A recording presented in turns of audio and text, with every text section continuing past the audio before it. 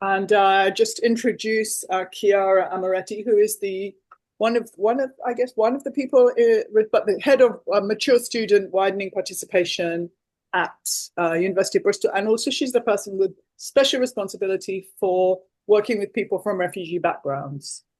So Chiara, thank you so much for coming here, and yeah, please go ahead. Thank you for having me, Corinne. And thank you for attending. Thank you for coming. Like Corinne said, my name's Chiara.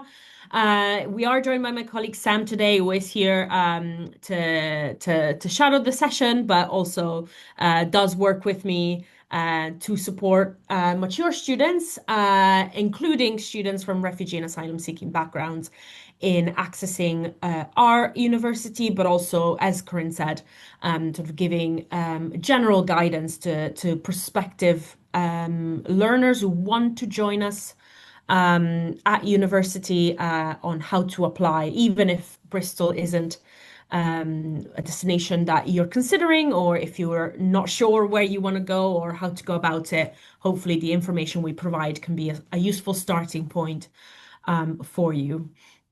If you take nothing else away from today, I would love for you to note down our email address, which you can see on the screen at the moment. That's mature-students at bristol.ac.uk.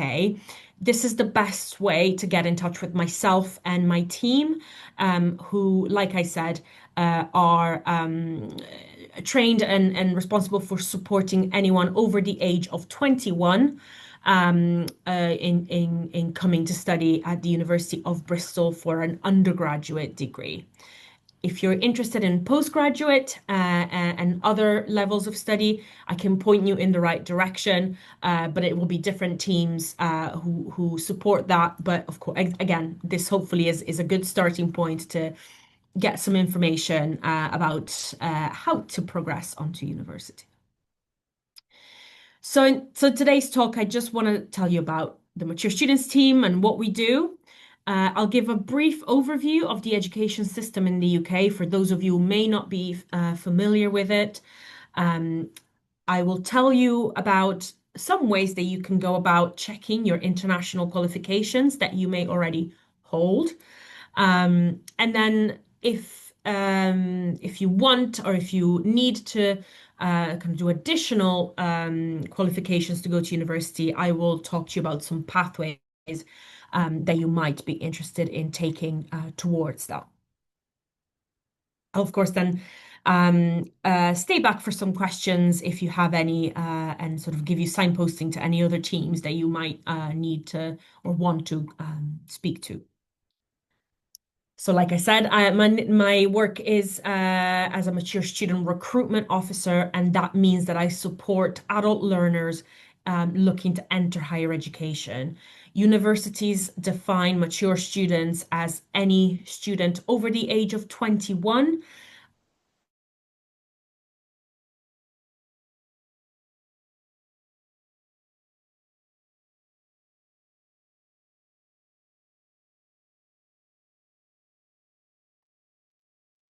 I know that doesn't sound mature. Mature might sound a bit is categorized a student who is a little bit higher education straight after school, as opposed as opposed to being a little bit older. What we do as part of this is we do information sessions like this one to adults looking for university via our mailbox.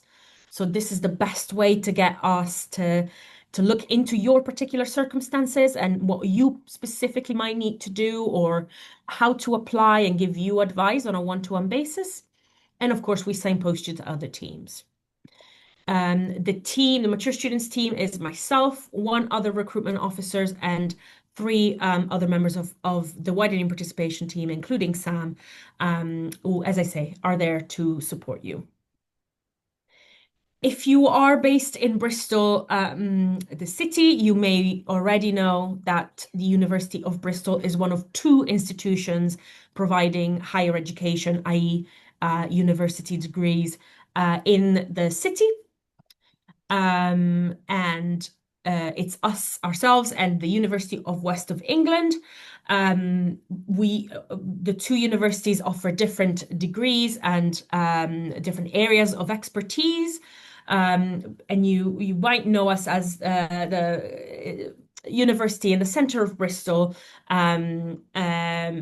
offering and we offer hundreds of undergraduate and postgraduate degrees in many, many different subjects.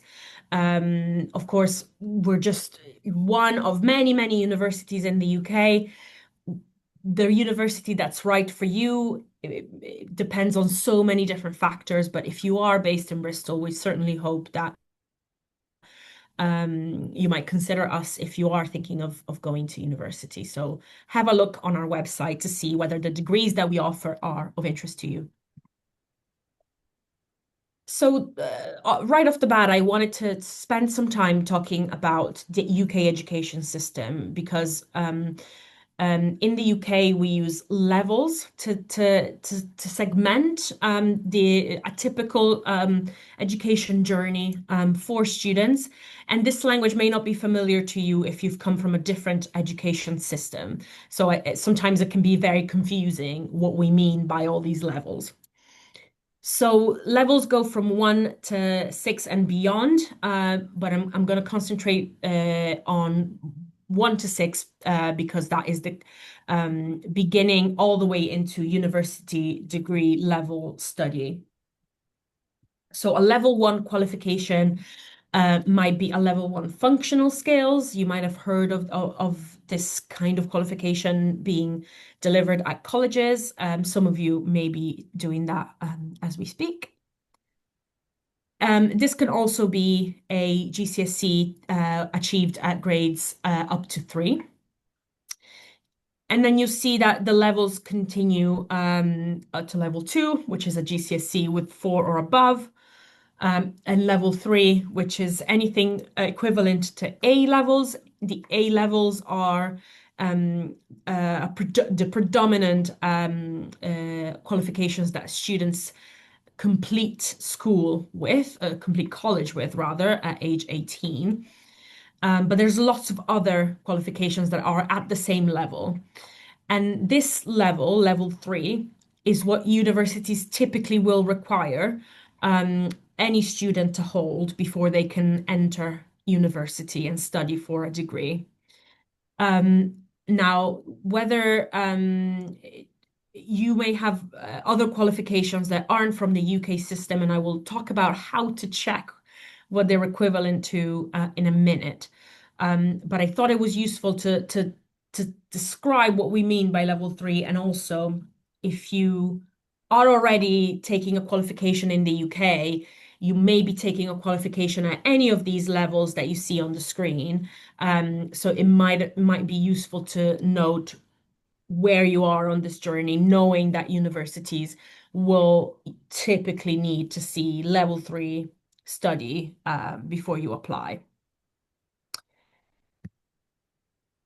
Like I said, most universities will require you to have a level 3 qualification. And I will talk to you about the access to HE diploma in a minute as one of the more popular pathways to going to university. However, before I do that, I wanted to acknowledge that I'm very conscious of the fact that some of you in the room may very well have qualifications at university level, at undergraduate level, and maybe beyond from other countries, from your countries of origin. So what I would encourage you to do first, if you are, is to check your qualifications and how they compare to the UK education system, how they line up in that system of levels as I was describing before. There's many ways that you can do this. In fact, Corinne was just telling me about one that I will mention in a second that I didn't know about until today. But the first thing I would say is you can get in touch with an organization called ENIC.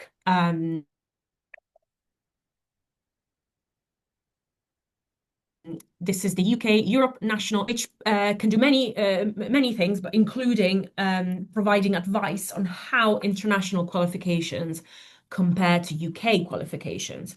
They can do something like they can issue something called a statement of comparability. This does incur a fee, but this is a really useful process to do if you do hold prior qualifications, because it will essentially tell you, it will assess your diploma, your degree, whatever qualification you hold, and tell you what it's roughly equivalent to in UK education terms. This is a very good starting point for you to understand what your qualification is equivalent to in UK terms. So I would encourage you to do this if you haven't already. In terms of the provision that we have at the university, specifically at the University of Bristol, we have a range of information on our website and a dedicated team to help you navigate whether or not your qualification is suitable for an application to study at Bristol. The first thing I would advise is that you check on our website, because we have a list of pages at the link that you see on the screen, and I will circulate these slides so you can refer back to them. We have a list of pages for every country in the world, so you can search for the country where you took your qualifications and check whether we have information about your specific qualification and whether, in principle, we accept it for entry to either our undergraduate provision or our postgraduate provision.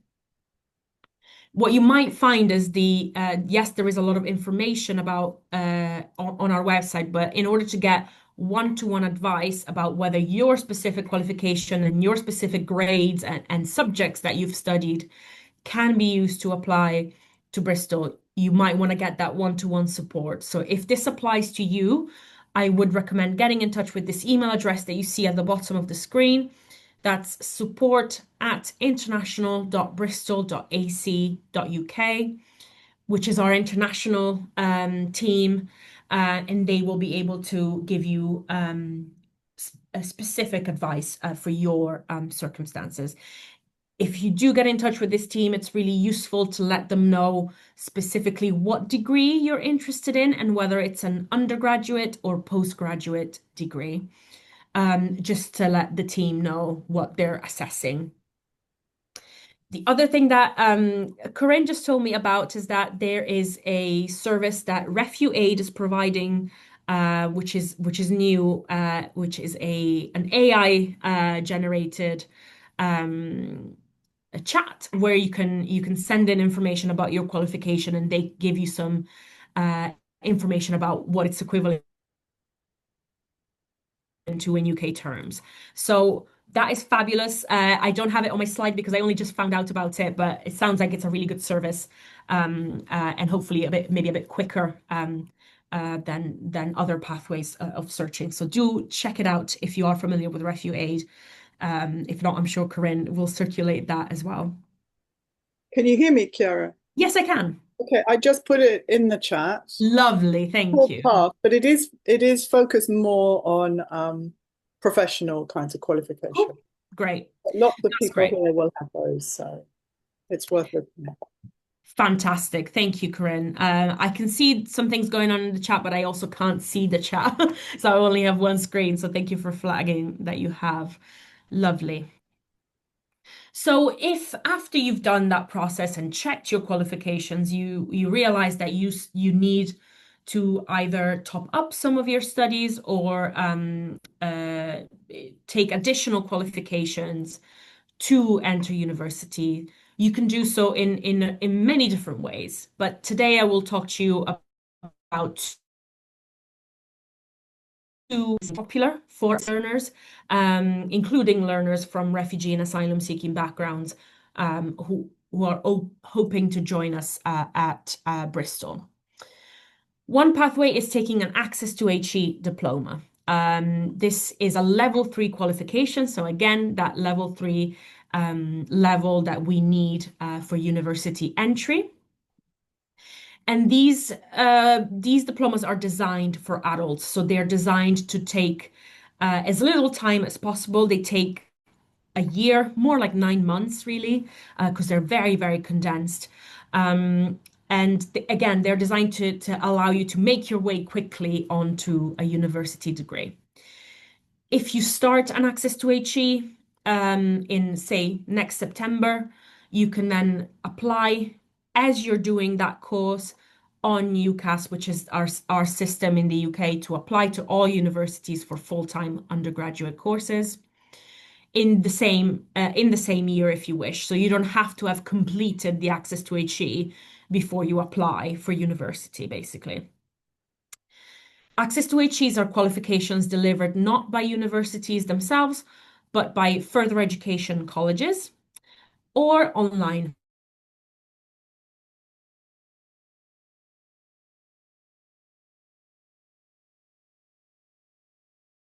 There are many online providers now who deliver distance. We do accept many of those, but we have some rules in terms of accreditation. So you need to ensure that those access courses are accepted by us before you enroll. So do email us to check before you do.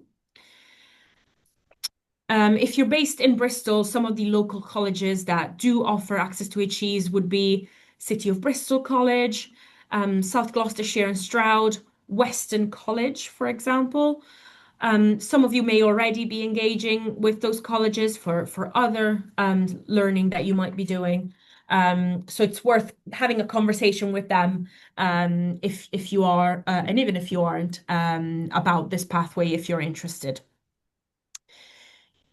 At the moment, we have a policy that guarantees an offer or interview to students applying with an Access to HE diploma who meet the entry requirements for the degree of their choice in full.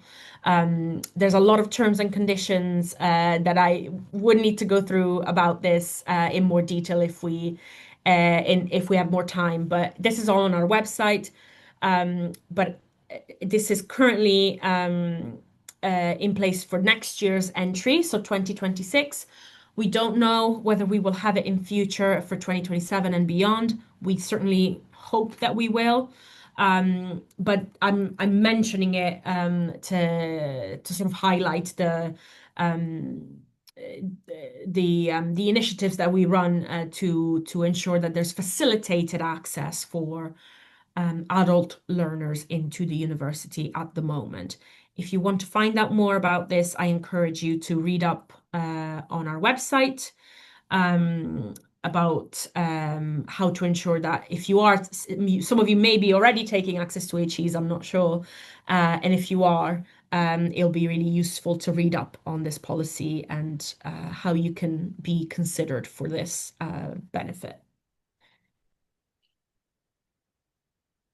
Of course, there's other considerations and there's other ways to come to university.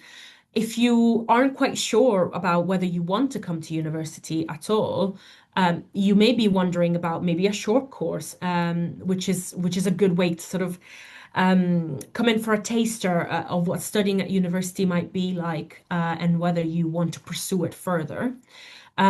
We have many different short courses running at the university at different times of the year that take different lengths of time.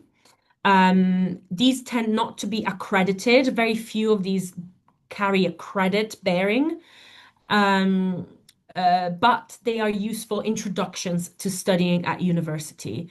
We are running one of these short courses called Building Up to Higher Education from January till March of next year.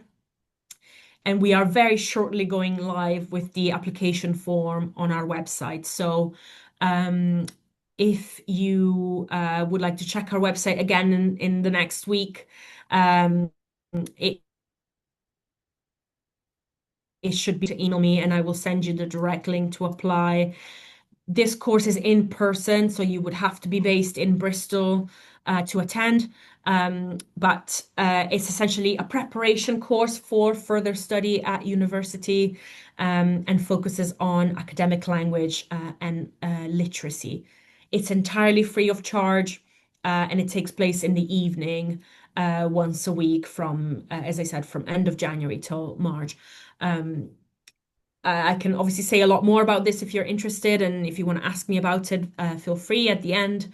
But this is just one example of the type of short course that you might be interested in. Another pathway that you can consider if you are ready to study at university level is the CERT-HE Foundation course. I'm going to tell you about this a little bit more. I thought I had a specific slide on it. I don't, so I'm going to tell you about it on this slide. Um, a CERT-HE Foundation is a type of course that we offer specifically at the University of Bristol. These are introductory courses.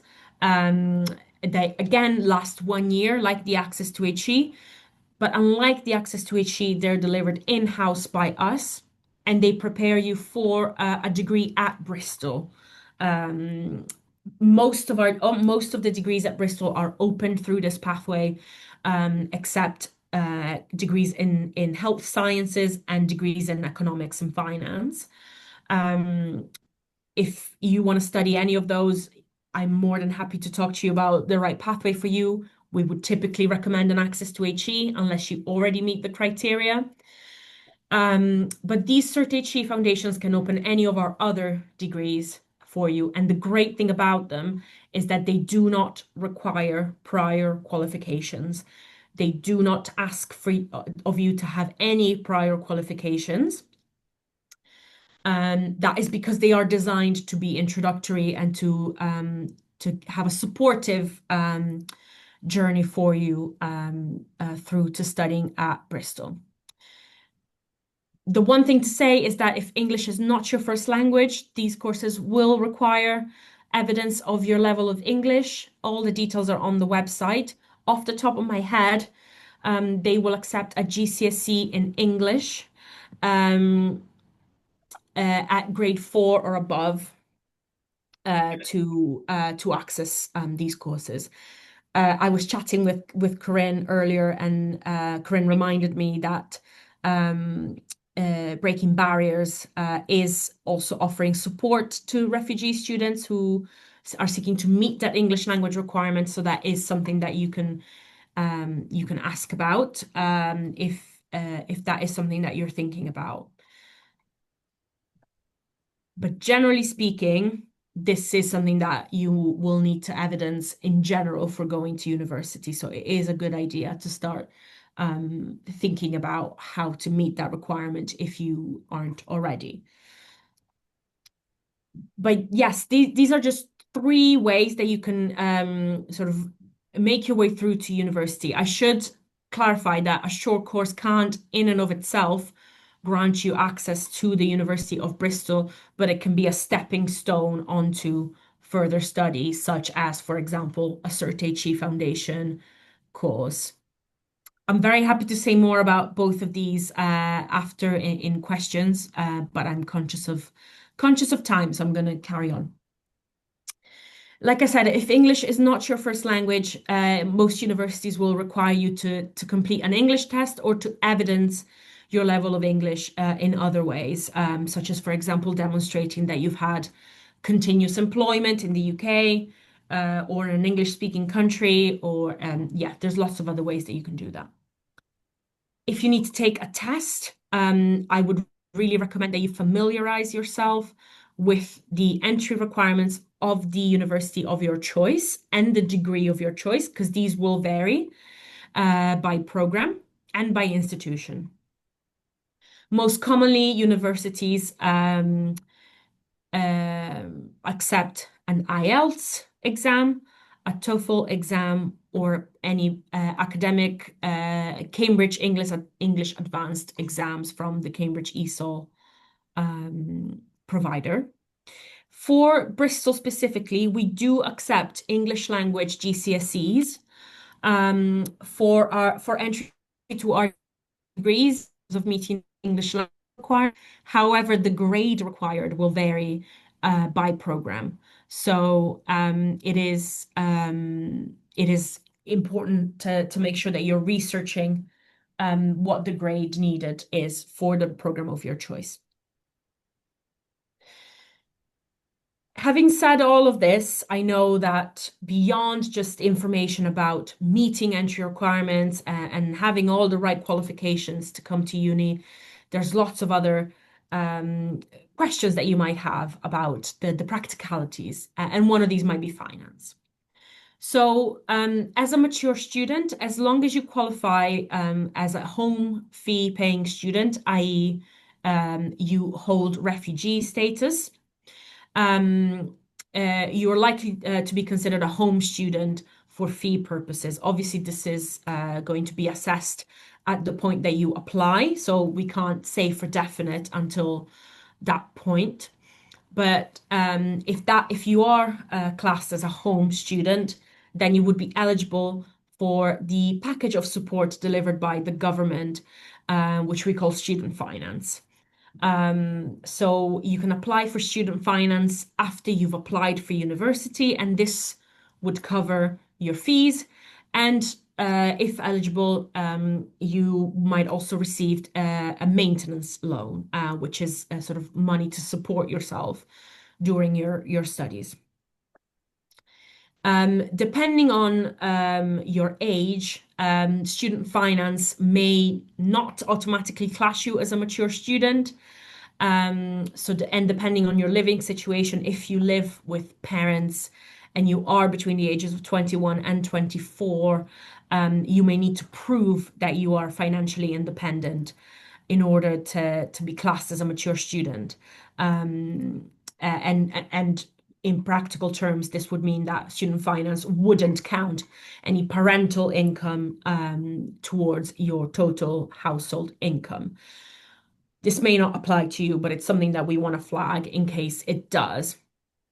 But otherwise, once you apply for student finance, your own income of any job or employment that you might have isn't counted towards your household income because it, we know that your employment status may likely change if you do start full-time study, and therefore that is taken into account during the application process.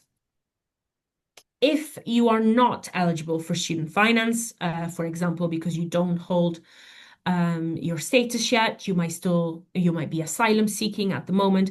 There are other ways that you can seek funding support from us. Sorry, the ones on the screen are still for home students, so refugee students who hold refugee status. You can apply for lots of other bits of finance, including parents' learning allowance if you care for children, adult dependence grant if you have caring responsibility for an adult, and lots of other benefits that you can apply for from the local council. Um, um, all of this is on the website. Don't feel like you need to kind of write all of it down, but it's just useful, I think, to have an overview. If you are not a home student and you are asylum seeking, and indeed if you are a refugee, we do have a bursary a scholarship available rather at the University of Bristol that I wanted to ensure that you heard about. This is our Sanctuary Scholarship. There's a handful of universities in the UK who offer a similar scholarship, and this is intended specifically for students from asylum seeking and refugee communities. This is part of course, of our commitment to ensuring that students from these backgrounds are supported in joining us and have the opportunity to do so. This scholarship offers support towards the cost of taking a foundation, Cert HE foundation program. So the two programs that I mentioned earlier, an undergraduate or postgraduate course. You can fund any of those at full time for foundation or full and part time for undergraduate and postgraduate. So essentially, you can fund any degree except doctor.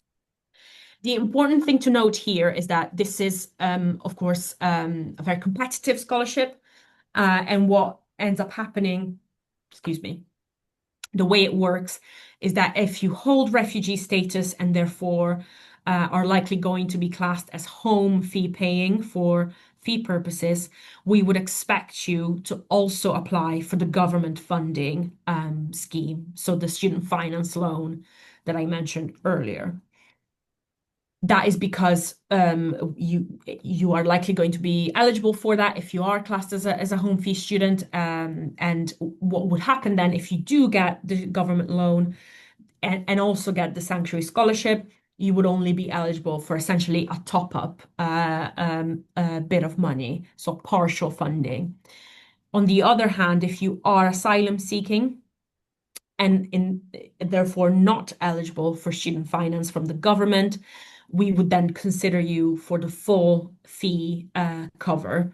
So the scholarship would you would be eligible to be considered for the full amount of fees to be covered by the scholarship. Um, this is a brilliant initiative, and we've had lots of brilliant students come through with this scholarship. Um, onto to our university. So I really encourage you to read up on it if you haven't already, if you haven't heard. And when it comes time, if you do apply to study at Bristol, you would essentially need to apply to this scholarship after you've made an application to study with us. You don't have to wait until you've had an offer or otherwise. As long as you've made the application, you can then apply to the scholarship. Have a look on the website for the deadline. I believe it will be in April or May of next year. Um, if you are applying for this year, obviously, and obviously changes every year. So keep an eye on the website. But we hope that this is a really good um, opportunity and something that encourages you to pursue studying with us. We have lots of other additional funding available for students.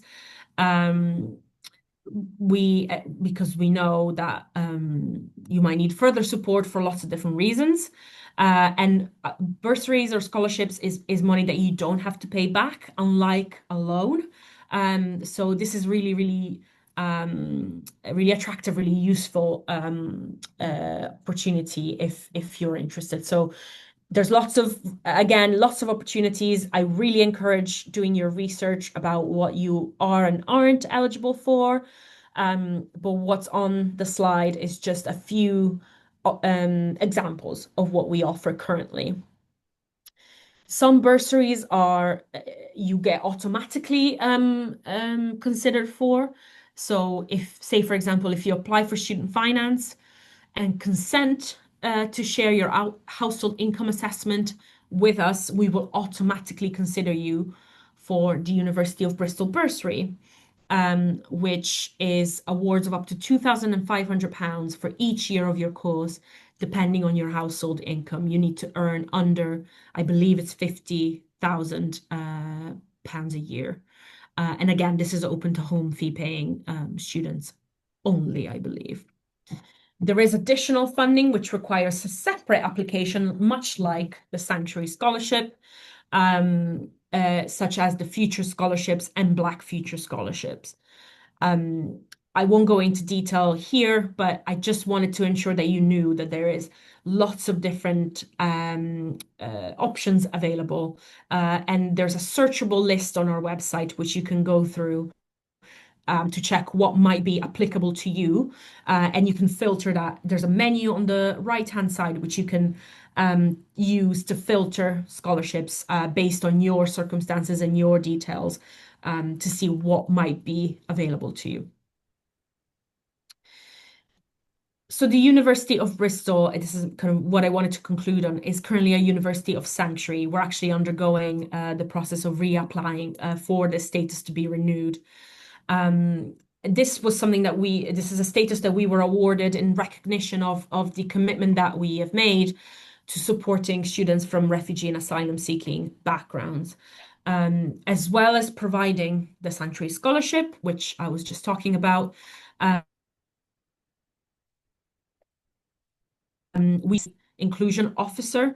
So this is a staff member like myself who supports students from refugee or asylum seeking backgrounds once you are here at Bristol. So once you start with us, they will be there to ensure that you are included, that you have someone to turn to if there are any issues that arise, and that you create community with other students from similar backgrounds if you wish. We also have a student group called Student Action for Refugees, active here at Bristol, very active here at Bristol, and it's part of a national charity of students who want to ensure that refugee students are welcome to the UK system and to UK institutions.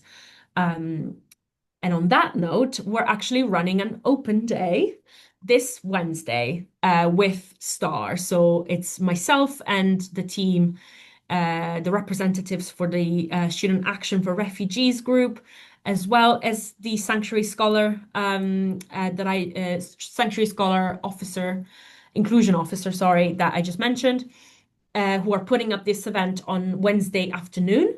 So if you are based in Bristol and you're able to come, I would really encourage you to register to come and see us in person. This will be hopefully lovely and fun afternoon of just finding out some more information about coming to study with us, a bit more about the Sanctuary Scholarship.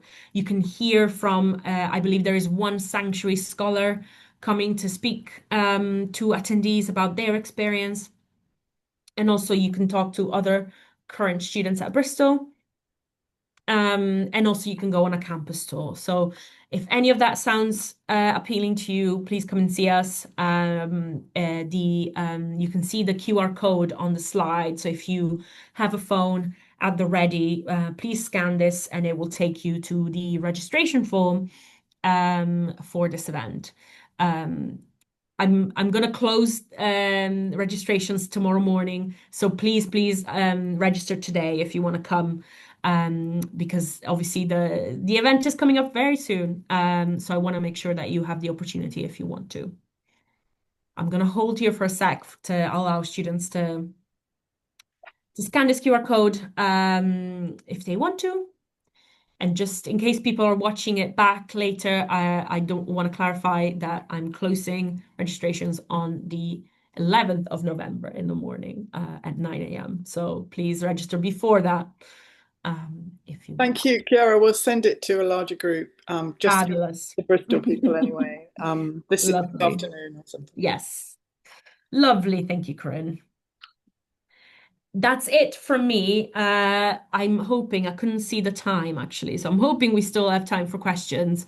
Um, so I'm happy to stay back, but if you don't have questions now, or simply you don't want to ask in front of everyone online, etc., then you can always email us at mature-students@bristol.ac.uk. Thank you. Chiara, thank you so much. That's really, really helpful. Yeah, it's about Bristol, but it also tells us a lot about the national picture, I think. Mm. Could we, because Bristol does these things, we can hope that a lot of universities are doing some of these things at least. So, yeah. Could Yes. we, um, could we hear from people here in the room? I know that this won't be helpful for the people watching online, but do you have questions that you'd like to ask Chiara? We can switch the recording off, though, I think, at this Mm. if I can find it, because we perhaps don't want to record different people's. Yes. Yeah, good idea.